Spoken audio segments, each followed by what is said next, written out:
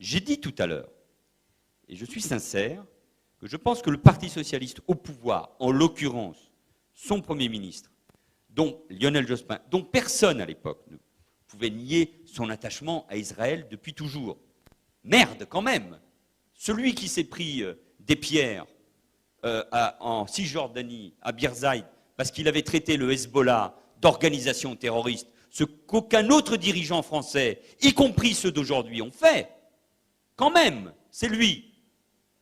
Mais j'ai toujours dit que et Jospin et Vaillant n'avaient pas pris suffisamment conscience de la réalité qu'était en train de subir la communauté juive dans toutes ces périodes. Moi, j'étais maire déjà, et je me rappelle avoir, un samedi matin, accompagné les membres de la communauté juive qui se rendaient à la synagogue d'Évry pendant tout le parcours, parce que dans 2 quartiers, ils recevaient des pierres de la part de gamins. Donc cette réalité, je la palpe, bien évidemment. C'est une réalité. Roland Dumas est un sale bonhomme. Regardez ce qu'il fait, pas uniquement par rapport, ou ce qu'il dit par rapport à Israël. Donc, déplacement en Côte d'Ivoire avec Vergès, c'était évidemment insupportable.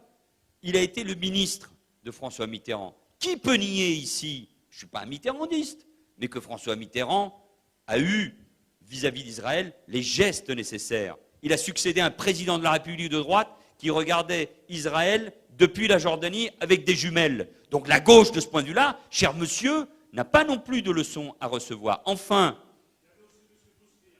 info. Oui, et ça a été déshonorant.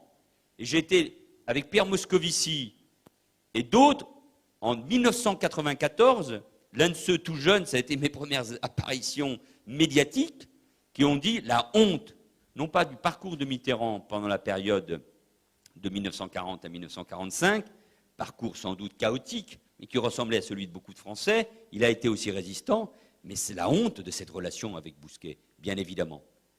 Bien évidemment. Bien évidemment. Et quand vous en parlez avec Badinter et Jacques Attali, ils ont du mal à vous répondre à cela.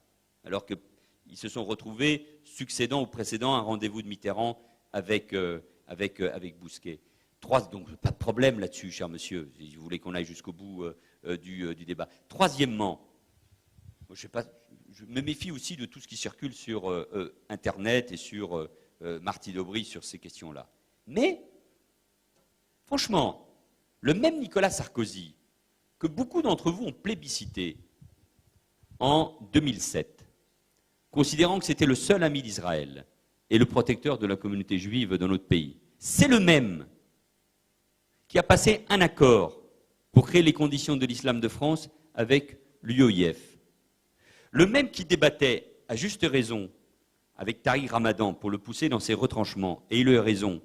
À gauche, il y en a eu un seul qui a débattu avec Tariq Ramadan. C'est moi. Il est venu à Évry, remplir toute la mosquée d'Évry, pour tenir des propos me concernant. Ça ne m'a pas empêché de faire 70% au premier tour des municipales. Comme quoi, il faut être relativement tranquille par rapport à ces questions-là. Ce même Tariq Ramadan, qui est celui qui influence idéologiquement l'UOIF, la même organisation avec qui Nicolas Sarkozy a passé un accord pour construire l'islam de France. Ça veut dire que tout ça est un peu ambigu. En tout cas, moi, ce que je peux vous dire, parce que je ne parle que pour moi, c'est que la lutte contre l'antisémitisme, je vous dis ça pour des raisons politiques, historiques, ma famille est profondément liée à Vladimir Yankelevitch, qui a écrit le plus beau livre qu'on puisse écrire sur l'imprescriptible et sur la Shoah. Par ma femme, je suis lié de manière éternelle à la communauté juive et à Israël, quand même. Donc je ne viens pas ici pour recevoir des leçons de brevet de lutte contre l'antisémitisme. Qu'il y ait des ambiguïtés dans la société française, c'est pas ce que je voulais vous dire, mais comme j'ai la parole, je la garde et je manifeste un peu d'habileté. Mais en tout cas, qu'il y ait plus que de l'ambiguïté dans la société française, dans de nombreux cercles, à gauche comme à droite, mais évidemment, c'est pour ça qu'il faut être impitoyable, clair sur ces questions, bien évidemment.